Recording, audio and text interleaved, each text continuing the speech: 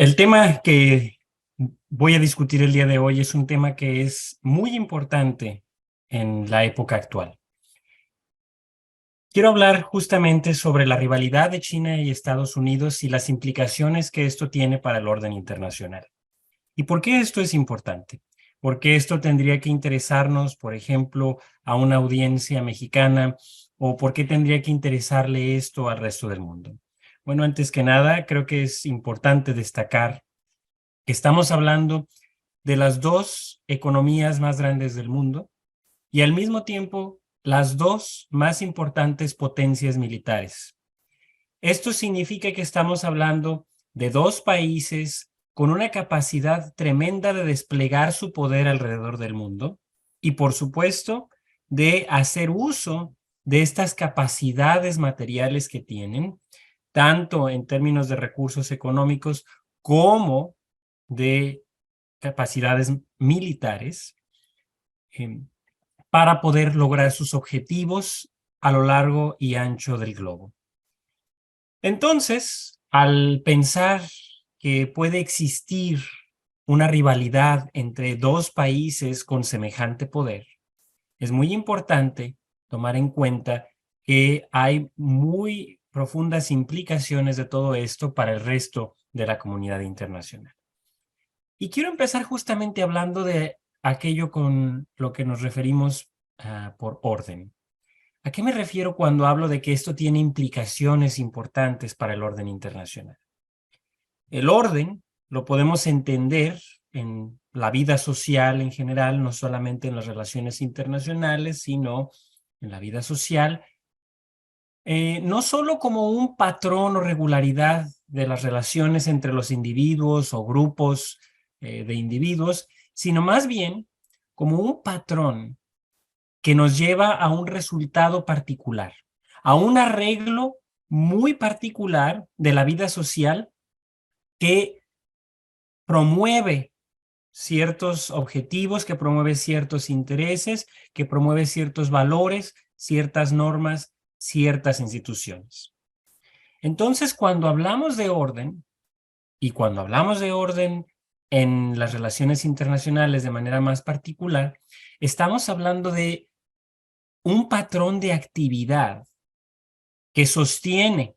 los objetivos primarios de la sociedad internacional, es decir, de los estados en su conjunto. ¿Qué es entonces esta idea de sociedad internacional y cuál es la relación con el orden? Cuando los estados están conscientes de que existen intereses comunes e incluso valores comunes para ellos, forman una sociedad. Y eso es lo que entendemos como sociedad internacional. Así como los individuos al nivel doméstico han formado sociedades y estas sociedades han llevado justamente a la creación de estados, en las relaciones internacionales también podemos hablar de una sociedad internacional. Sin embargo, hay una diferencia elemental entre la sociedad internacional y las sociedades a nivel doméstico. Al interior del Estado sabemos que las sociedades construyen sus instituciones, sus normas, le dan forma al Estado y este Estado se convierte en la máxima autoridad, en el árbitro que justamente hace valer la ley, pero también esta entidad que da forma a la ley, que lleva los intereses de la sociedad a códigos de normas, de reglas, que van moldeando el comportamiento de los individuos y de otros actores al interior de las fronteras del Estado. Sin embargo, en las relaciones internacionales hablamos de una sociedad anárquica. ¿Por qué una sociedad anárquica? Porque no hay ninguna autoridad máxima que esté por encima del Estado. No existe realmente una entidad supranacional que tenga la capacidad de ejercer el poder por encima del Estado. ¿Y esto por qué sucede? Porque estamos hablando de una sociedad compuesta por actores que son soberanos. El Estado es soberano y por tanto ningún otro Estado puede intervenir en sus asuntos interiores y por tanto hablamos de una sociedad internacional en la que hay un ambiente de anarquía. Sin embargo, esto no significa que no pueda haber orden. No debemos entender la anarquía en las relaciones internacionales como desorden. La anarquía, como dice uno de los grandes teóricos de las relaciones internacionales, Alexander Wendt, la anarquía es lo que los estados hacen de ella. Es decir, que los estados deciden cuál va a ser la forma que va a tomar esa anarquía, a través de la construcción de reglas, de instituciones, de normas que buscan regular el comportamiento de los estados en las relaciones internacionales. Claro que, a diferencia de una sociedad doméstica en la que ir en contra de las reglas puede llevar justamente a sanciones que pueden ir desde multas hasta ir a la cárcel o incluso la pena de muerte en algunos países, en las relaciones internacionales los estados no están sujetos a sanciones de este tipo. Claro que los países pueden utilizar diversas formas de coerción con tal de que algún estado que se ha percibido como un estado que está actuando en contra de las normas e instituciones que se han construido, pues sí, pueden existir este tipo de mecanismos para sancionar. Sin embargo, esto no implica que haya una autoridad que pueda hacer uso de la fuerza para sancionar al Estado. Entonces, estamos hablando de una realidad en la que los estados prácticamente pueden decidir actuar de maneras que vayan conforme a sus intereses, aunque esto signifique ir en contra del interés general de la sociedad internacional o aunque esto implique dañar los intereses de otros estados. Y tenemos ejemplos muy claros en la actualidad. Valga la mención, la reciente invasión rusa a Ucrania, donde hemos visto justamente a Rusia, un estado que ha actuado conforme a su interés. Sin embargo, esto en detrimento no solo de los intereses de Ucrania, sino de los intereses regionales, de este interés de justamente preservar el orden en Europa. Y entonces, cuando hablamos de acciones que van en contra del orden, acciones que tienen implicación para el orden, muchas veces no solo son acciones que van a terminar perjudicando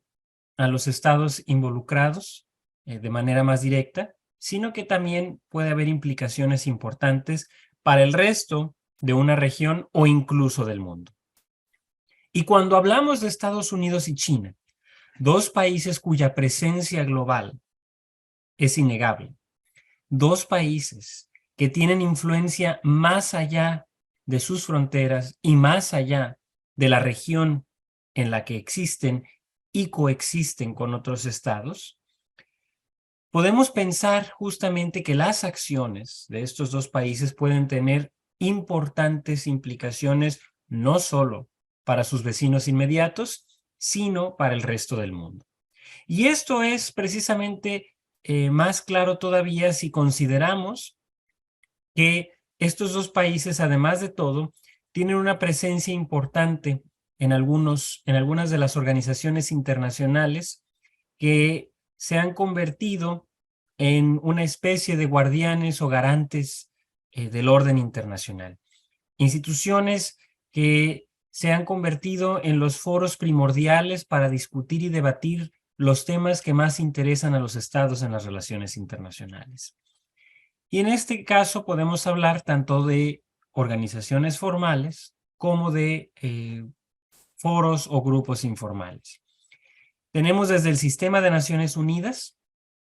en el que existen varios organismos en los que hay una participación prácticamente de toda la sociedad internacional, y justamente en el mecanismo más importante para la preservación del orden y de la paz en las relaciones internacionales, que es el Consejo de Seguridad, tanto Estados Unidos como China son 2 de los 5 miembros permanentes, junto con Rusia, el Reino Unido y Francia. El resto del Consejo de Seguridad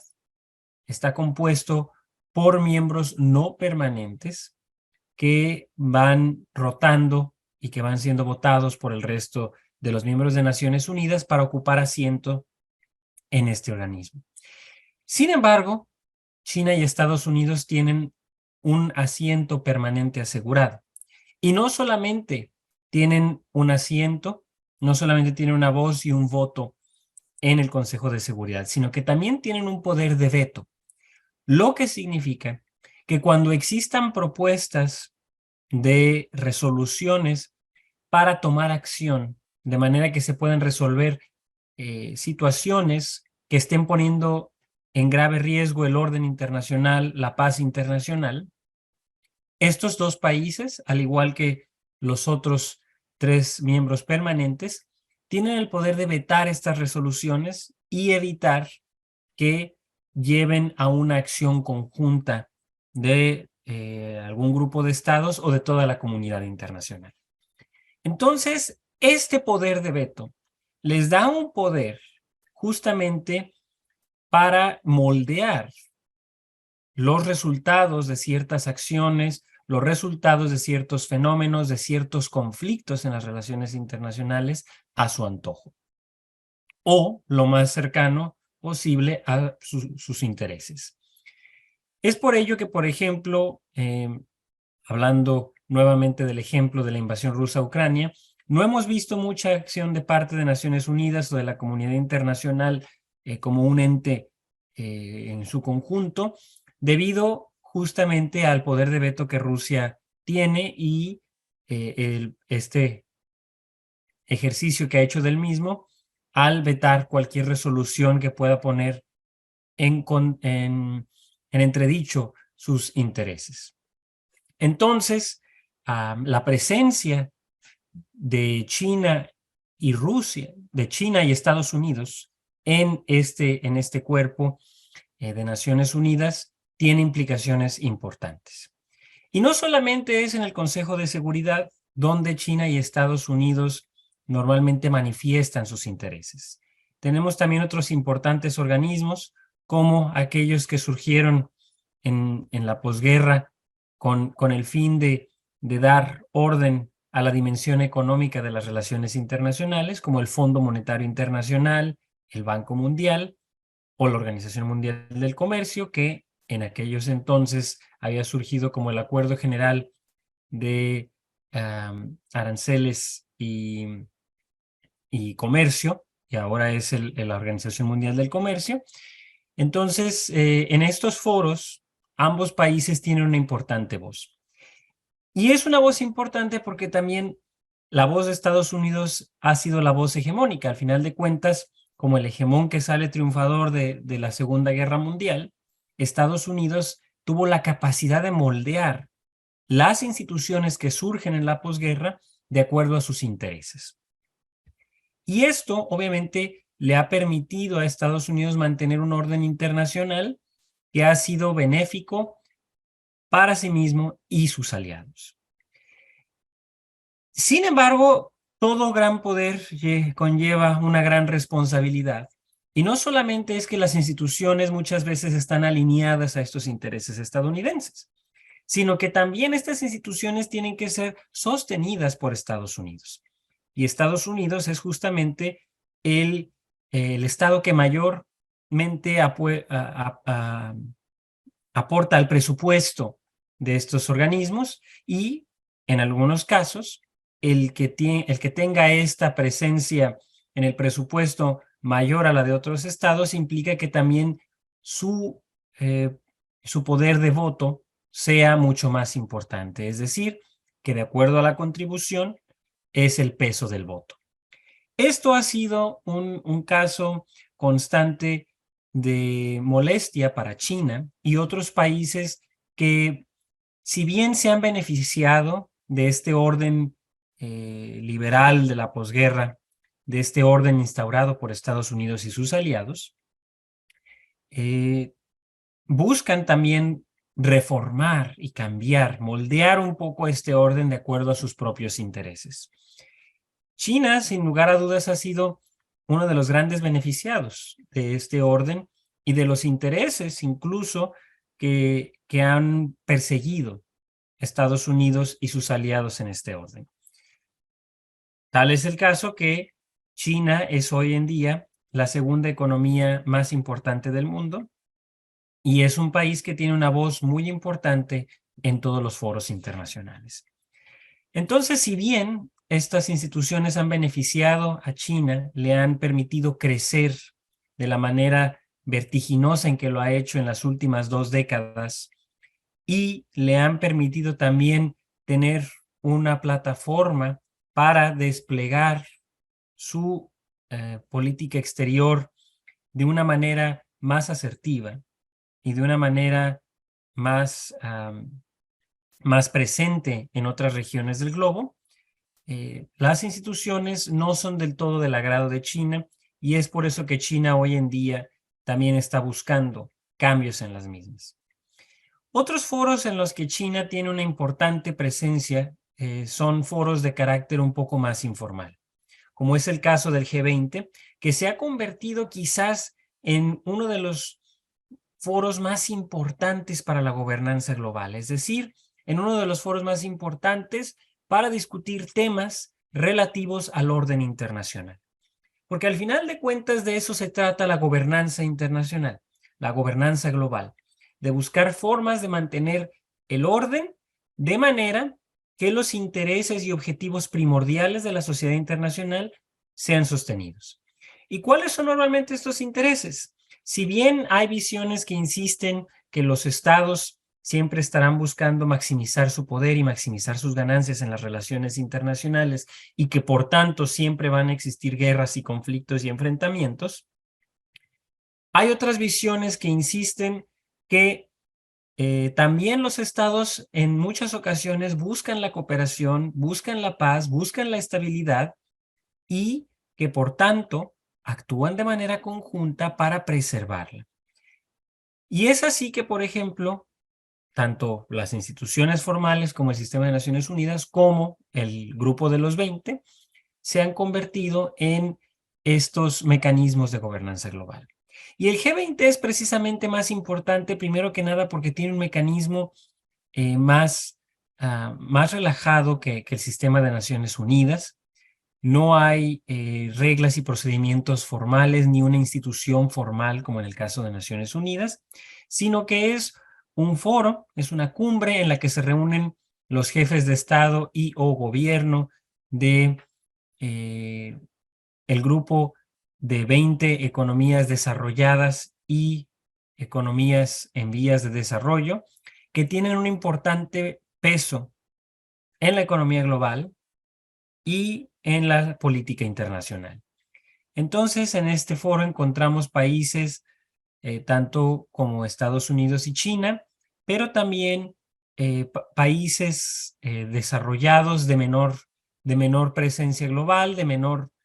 capacidad de poder, como es el caso, por ejemplo,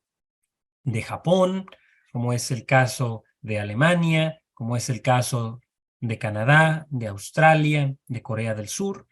y también importantes actores regionales que son economías en desarrollo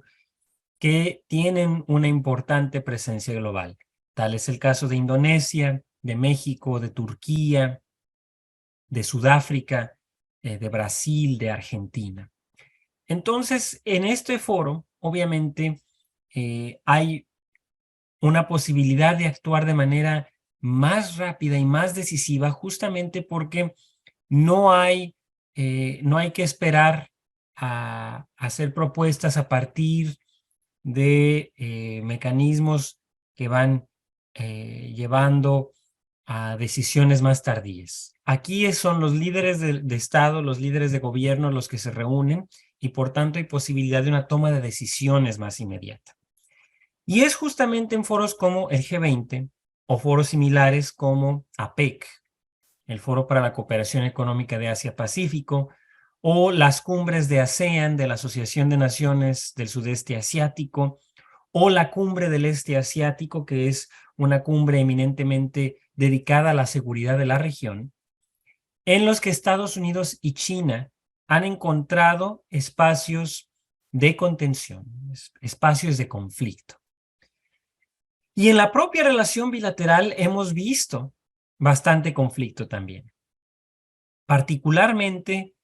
con la llegada a la presidencia de Donald Trump, pero también en China con el decisivo afianzamiento en el poder de el presidente Xi Jinping. Podemos decir que en gran medida las tensiones entre China y Estados Unidos empezaron a gestarse de manera más decisiva durante la presidencia de Barack Obama. Durante el primer mandato de Barack Obama, justamente se gestó una política llamada el pivote asiático. Y este pivote asiático, cuyo principal arquitecta fue la entonces secretaria de Estado, Hillary Clinton, tenía la intención de relanzar la presencia estadounidense en la región, devolver a Estados Unidos el hegemón indispensable en la región de Asia-Pacífico. Y este pivote asiático llevó justamente a ciertas decisiones de política exterior de parte de Estados Unidos que fueron percibidas por China como decisiones que iban en contra de sus intereses. Estados Unidos buscó, por supuesto, y esto fue algo que el propio Barack Obama declaró de manera muy abierta, determinar las reglas del juego en la región. Y, por ejemplo, el Acuerdo Transpacífico, el famoso TPP, que después se convirtió en el CPTPP, fue la principal herramienta geopolítica, y estoy parafraseando a Obama, la principal herramienta geopolítica para determinar las reglas del juego en la cuenca del Pacífico. Esto obviamente era un clarísimo mensaje para China, un mensaje que quería decir: Estados Unidos sigue siendo el que va a determinar cuál forma toma el orden en la región. Por supuesto, China estaba en un proceso de bonanza económica y de crecimiento vertiginoso, estaba construyendo importantes alianzas comerciales con muchos países en la cuenca del Pacífico, pero también más allá de la cuenca del Pacífico. Comenzaba también China a convertirse en un importante actor en la ayuda oficial para el desarrollo, principalmente en África. Comenzó China también a negociar acuerdos de libre comercio de carácter bilateral con países como Nueva Zelanda, como Australia. Y también empezó negociaciones con grupos de países, como el caso de la Asociación de Naciones del Sudeste Asiático. Pero en ese momento, China todavía no se veía como una posible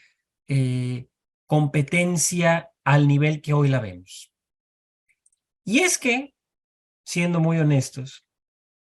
Occidente y principalmente Estados Unidos creyó hace décadas que China iba a seguir el mismo camino que Japón. Cuando en el tiempo de la Guerra Fría, la Unión Soviética y China se separaron en términos de su política exterior, cuando hubo estas divergencias importantes entre la China popular y la Unión Soviética, Estados Unidos buscó un acercamiento con China.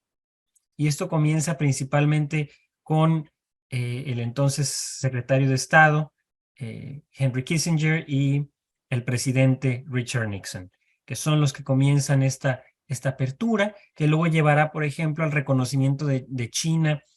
dentro de Naciones Unidas y la salida de Taiwán, lo que a la larga se ha convertido en un posible polvorín. Y poco a poco China, la China comunista fue integrada a la sociedad internacional,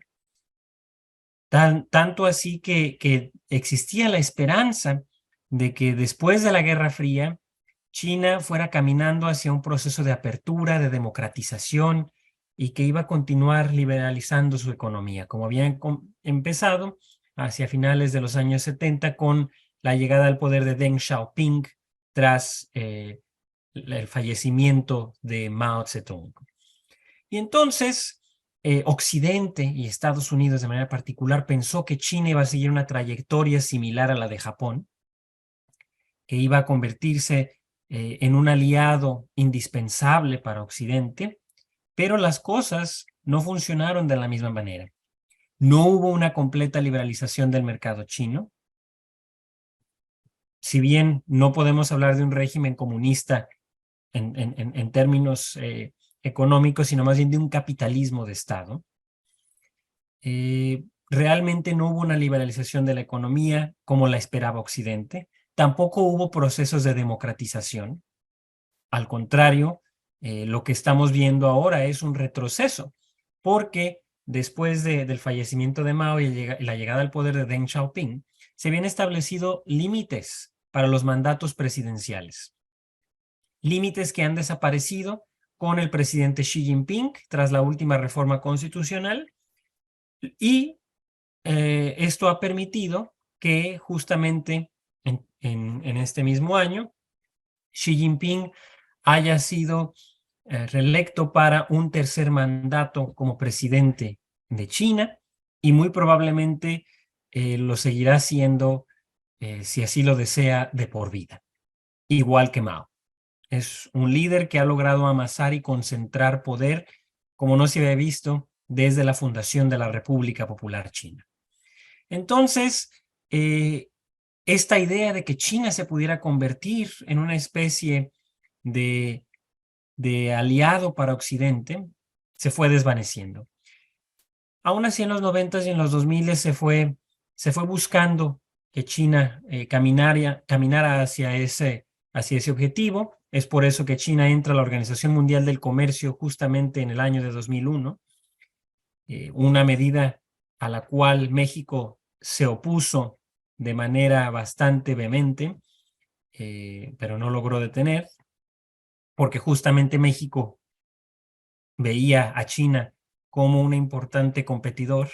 y todavía sigue siendo un importante rival para México en algunos mercados y principalmente en el mercado estadounidense. Entonces, estos procesos fueron llevando a que China tuviera una presencia más importante en la gobernanza global, que tuviera una voz más fuerte y decidida en las relaciones internacionales, y que por supuesto estas relaciones comerciales que fue tejiendo en estos años le llevaran a un importante crecimiento económico que se ha ido traduciendo, por supuesto, ahora en poder. Un poder que ha estado dispuesta a desplegar. Entonces, en la era Obama empezamos a ver estas primeras señales de conflicto. Llega Xi Jinping a la presidencia, sin embargo, Xi Jinping todavía no mostraba su política exterior más asertiva en la región y en el mundo en general, pero poco a poco las cosas fueron cambiando. Poco a poco China fue haciendo reclamos territoriales más decididos en el Mar del Este de China y en el Mar del Sur de China, dos áreas en las que hay importantes conflictos territoriales entre varios países, pero principalmente entre China y Vietnam, China y Brunei, China y Filipinas, y también, por supuesto, otros importantes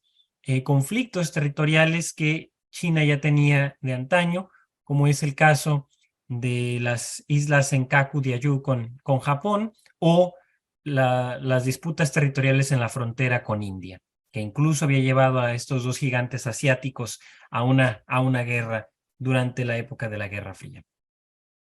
Entonces, poco a poco, durante la presidencia de Xi Jinping, China ha hecho mayor eco de estos reclamos. También en la era de Xi Jinping ha insistido en que Taiwán es una provincia rebelde, que es un territorio integral de China y que la soberanía de la isla de Taiwán pertenece a Beijing. Esto, por supuesto, ha causado algunas tensiones con Occidente, especialmente con Estados Unidos, y esto ha llevado a que incluso se tenga el temor de que en cualquier momento China pueda tomar el mismo camino que Rusia ha tomado en Ucrania y decida invadir la isla de Taiwán. Y bueno, aquí hay que mencionar, el reclamo chino es mucho más legítimo que el reclamo ruso sobre porciones del territorio ucraniano. Entonces, esto podría llevar a una encrucijada a la sociedad internacional. También está el tema de Hong Kong, que hasta finales de los años 90 había sido una colonia del Imperio Británico, hasta que finalmente en los 80 se negoció que se retransfiriera Hong Kong a China. Fueron las negociaciones entre Deng Xiaoping y Margaret Thatcher. Y cuando por fin a finales de los 90 Hong Kong vuelve a la soberanía china, se había llegado al acuerdo de que se iba a respetar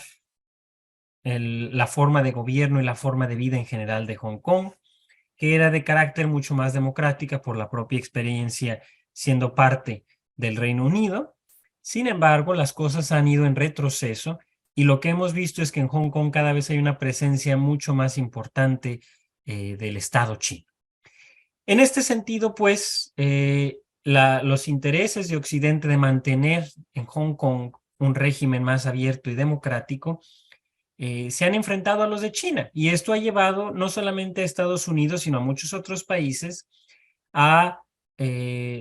hacer reclamos acerca de esta situación y apoyar las manifestaciones que se han ido gestando a lo largo de los últimos años al interior de Hong Kong. Estos temas han sido, por supuesto, importantes puntos de tensión. Y si a eso le sumamos que con la llegada de Donald Trump a la presidencia, Estados Unidos decidió retirarse del acuerdo transpacífico y, por tanto, renunciar a esa capacidad de sentar las bases y las reglas del juego para la región en términos comerciales. Y también con la decisión de iniciar una guerra comercial con China, que Trump pensó que iba a ser rápida y fácil de ganar, las tensiones se fueron elevando. A esto también le podemos sumar otras decisiones importantes, como la reformación del diálogo cuadrilateral de seguridad que se había formado en el año 2007, pero tuvo una existencia muy corta, un foro de seguridad informal entre Japón, India, Australia y Estados Unidos, que ha sido visto desde un principio como un mecanismo de contención al poder chino. Y cuando en la presidencia de Trump se revive el Quad, el diálogo cuadrilateral de seguridad, y empiezan a llevarse más ejercicios navales conjuntos, empiezan a firmarse más acuerdos de colaboración en seguridad y defensa entre los miembros del Quad, China comienza a tomar estas acciones más como una respuesta a su creciente poder. También podemos tomar en consideración la reciente firma del acuerdo AUKUS entre Australia, Reino Unido y Estados Unidos para compartir, no solamente para proveer a Australia de submarinos nucleares, sino también para compartir otro tipo de tecnologías importantes para la seguridad y la defensa. La alianza entre estos tres países de por sí ya era muy cercana, ya había una colaboración muy cercana entre sus Fuerzas Armadas, entre sus servicios de inteligencia y, por supuesto, entre los tres estados. Y ahora con este acuerdo, pues bueno, esta alianza se va a volver mucho más sólida en la región y esto obviamente también representa un reto para China en términos de esa posibilidad de seguir proyectando su poder y seguir moldeando la región y, por supuesto, el orden internacional de acuerdo a sus propios intereses. Con la llegada de Biden a la presidencia, se ha buscado un diálogo honesto y franco entre China y Estados Unidos, no continuar muchas de las políticas de Trump, pero sí evitar caer en una dinámica en la que se perciba a Estados Unidos como débil y que está haciendo muchas concesiones a China. Estados Unidos, en la era Biden, ha tratado de mantenerse fuerte frente a las tensiones con China. Sin embargo, también ha buscado aminorar estas tensiones, como lo demuestra la última reunión que sostuvieron el presidente Xi Jinping y el presidente Joe Biden en el marco de la cumbre del G20, una reunión de más de 3 horas en la que ambos líderes discutieron todos los temas que son importantes para ambos. No solamente los temas que conciernen a la relación bilateral, sino los temas de carácter global en los que Estados Unidos y China tanto pueden cooperar como pueden tener puntos de conflicto. Esto es desde la economía global, el cambio climático, el combate al terrorismo, la situación en Ucrania, las crecientes tensiones en el mar del este de China y del mar del sur de China. Y esto obviamente es importante porque si hay una oportunidad para un diálogo honesto y franco, sin intermediarios, sin tener que recurrir a foros en los que hay una presencia de otros países, significa que hay una importante comunicación entre ambos países, a pesar de las tensiones que existen, a pesar de esta rivalidad que cada vez se va convirtiendo en algo más presente en el discurso político. Y es por ello que tenemos que tratar de analizar y entender estas dinámicas tan particulares entre ambos países. Porque justamente de estas conversaciones, de este tipo de acercamientos entre ambos países, es de lo que depende el futuro orden internacional. Estamos hablando, insisto, de los dos países más poderosos en términos económicos y militares del mundo. Y cuando ambos países quieren decidir cómo deben de conducirse las relaciones internacionales, cuando ambos países tienen una idea de cuáles son las reglas del juego, de cuáles son las instituciones, las normas y las reglas que deben seguirse y dar forma a las acciones de los estados. Cuando ambos países tienen intereses que no coinciden, que no convergen del todo, es que podemos ver estas tensiones. Y claramente las vamos a ver, porque justamente estamos hablando de dos países con visiones, con valores y con intereses divergentes, con intereses muy diferentes, y por tanto, al momento de que esos intereses dan forma al comportamiento de Estados Unidos y de China en su política exterior, en su política de defensa, en las instituciones que deciden promover y fortalecer o minar, en la creación de nuevos foros, nuevas instituciones o nuevos acuerdos regionales con tal de avanzar esos intereses, es que justamente vamos a encontrar estos puntos de conflicto. Y estos puntos de conflicto son sumamente importantes, porque estos pueden llevar tanto a una colaboración conjunta de estas dos grandes potencias e incluso junto con otros países para resolver problemas del orden internacional, pero también pueden llevar a una escalada de tensiones que en algún momento nos pueda llevar a un enfrentamiento no solamente en la retórica, sino también en la realidad. Es decir, un conflicto, las crecientes tensiones entre Estados Unidos y China nos pueden llevar a un conflicto de carácter militar. Si bien quizás no podamos hablar de esa posibilidad en un escenario de corto plazo, en las relaciones internacionales tenemos que reconocer que no tenemos una bola de cristal para predecir el futuro y que, como decía el gran teórico de las relaciones internacionales, Hedley Bull, es mejor reconocer que estamos en la oscuridad que pretender que podemos ver la luz. Aún así, este no es un escenario que se pueda descartar en un futuro cercano, dadas las crecientes tensiones, dada la creciente divergencia de objetivos y, por supuesto, lo más importante, dadas las diferencias en la visión que tiene cada uno de estos dos países para el orden internacional. Así pues, tendremos que seguir analizando y siguiendo muy de cerca las relaciones entre Estados Unidos y China y las interacciones entre ambos países para poder tener una idea de las implicaciones que esto pueden tener no solamente para su relación bilateral, sino también para la cuenca del Pacífico como región y, por supuesto, para el resto del mundo.